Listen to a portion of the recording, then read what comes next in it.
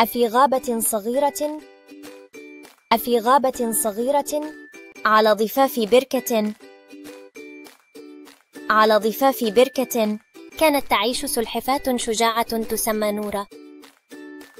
كانت تعيش سلحفاة شجاعة تسمى نورا. كانت نورا مختلفة قليلا عن أصدقائها السلاحف الأخرى.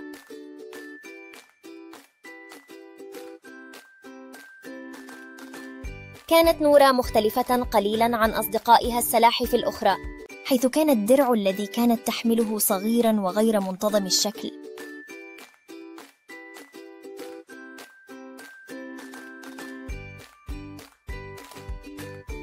حيث كان الدرع الذي كانت تحمله صغيرا وغير منتظم الشكل. كانت نورا تعلم جيدا أن الناس كانوا يستهزئون بها بسبب عدم انتظام هيكلها الجسدي.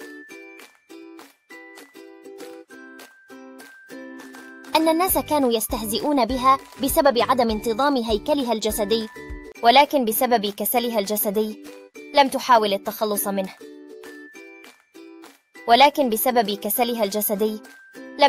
التخلص منه. في صباح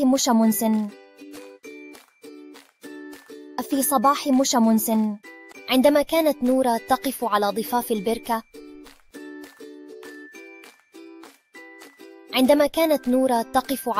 البركة، تجمعت مجموعة من الحيوانات الصغيرة حولها.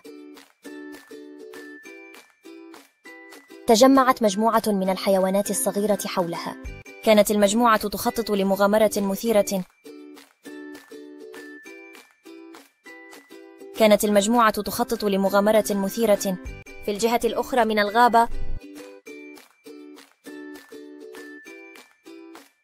في الجهة الأخرى من الغابة كانت هناك سلسلة رائعة من الجبال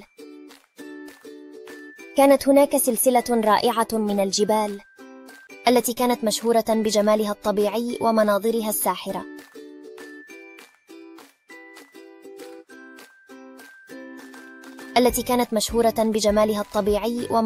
الساحرة. وكانت هناك العديد من القصص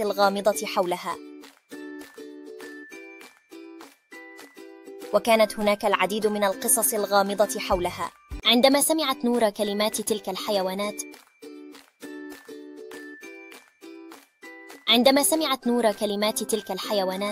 نشأت رغبة في قلبها للسفر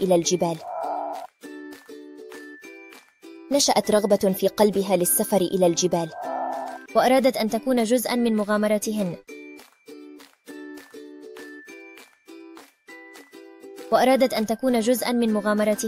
وأن ترى عجائب الجبال أيضا.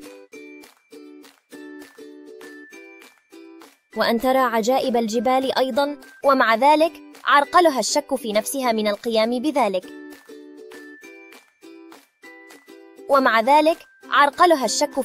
من القيام بذلك. حيث كانت تعتقد أنها حيوانة برية،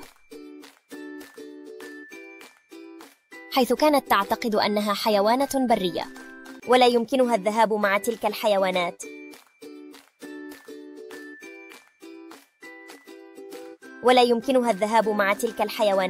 بومة حكيمة تدعى أوليفر كانت جالسة على شجرة تراقب نور السلحفاة. كانت أوليفر تلاحظ أن رغبة نورا في استكشاف الجبال والغابات الجديدة تتسارع أيضا داخل قلبها.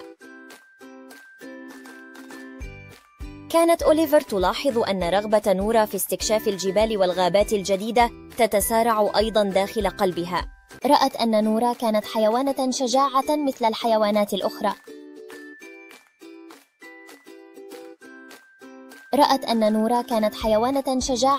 الحيوانات الأخرى. ولكن بسبب هيكلها الجسدي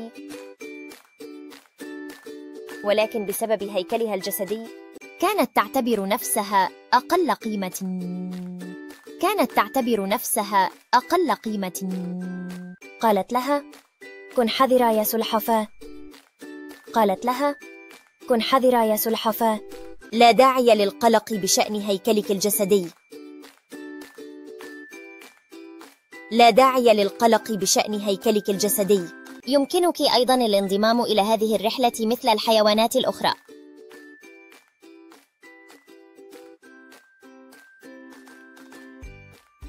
يمكنك أيضا الانضمام إلى هذه الرحلة مثل الحيوانات الأخرى. استمعت نورا السلحفاة كلمات البومة بقلبها وعقلها. استمعت نورا السلحفاة كلمات البومة بقلبها، وبعد الاستماع أدركت لأول مرة. وبعد الاستماع أدركت لأول مرة أنها قضت حياتها كلها تفكر فيما سيقولها الناس عنها. أنها قضت حياتها كلها تفكر فيما سيقولها الناس عنها، على الرغم من أنني لا أنبغي أن أقلق على آراء الناس.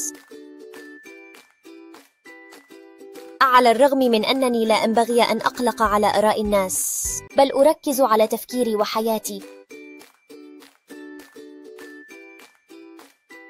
بل أركز على تفكيري وحياتي.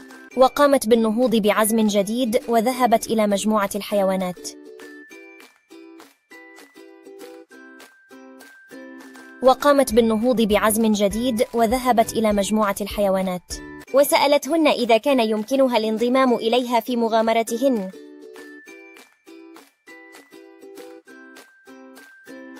وسألتهن إذا كان يمكنها الانضمام إليها في مغامرتهن. لقد أذهلت نورا من رد الحيوانات. لقد أذهلت نورا من رد الحيوانات، حيث سمحن لها بالانضمام إلى مغامرتهن. حيث سمحن لها بالانضمام إلى مغامرتهن، وقالت: مرحبا بك، إذا انضممت إلى مغامرتنا سنكون سعداء جدا.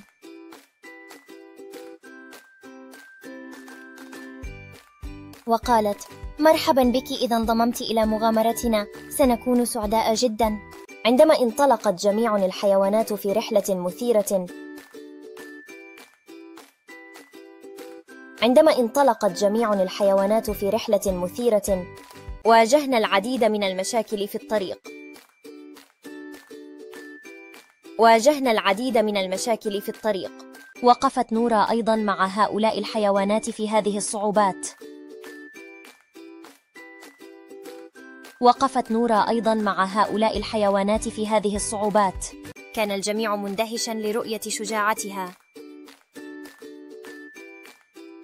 كان الجميع مندهشا لرؤية شجاعتها. فالحيوان صغير الحجم ولكنها جريئة للغاية. فالحيوان صغير الحجم ولكنها جريئة للغاية. وبسبب هذه الشجاعة قدمت لها الحيوانات حصة من الكنز.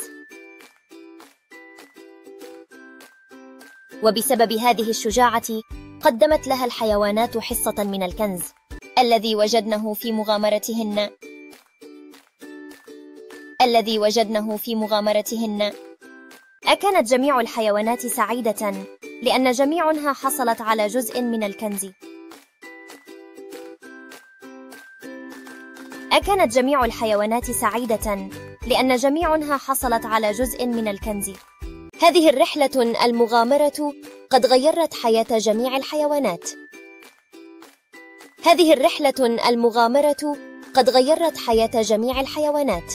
أولاً، وجدنا كنزاً في هذه الرحلة جعل حياة هؤلاء الحيوانات سعيدة. أولاً، وجدنا كنزاً في هذه الرحلة جعل حياة هؤلاء الحيوانات سعيدة. وثانياً، أظهرت أن الله قد خلق الشجاعة في كل شكل. وثانياً، أظهرت أن الله قد خلق الشجاعة في كل شكل، مما كان يمكن رؤيته لهن في شخصية نورا السلحفاة. مما كان يمكن رؤيته لهن في شخصية نورا السلحفاة. قصة شجاعة السلحفاة الصغيرة أصبحت مشهورة في جميع أنحاء الغابة. قصة شجاعة السلحفاة الصغيرة أصبحت مشهورة في جميع أنحاء الغابة، وبدأ الناس في الثناء على نورا السلحفاة. وبدأ الناس في الثناء على نورا السلحفاة، وكانت جميع الحيوانات مستعدة للإيمان بأن الشجاعة لا تأتي بشكل أو صورة.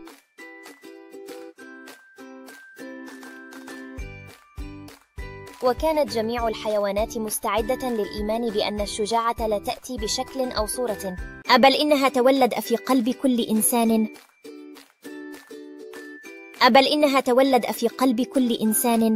بغض النظر عن قوة الشخص جسدياً.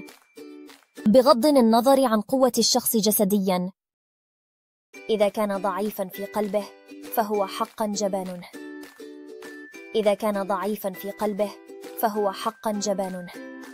وبغض النظر عن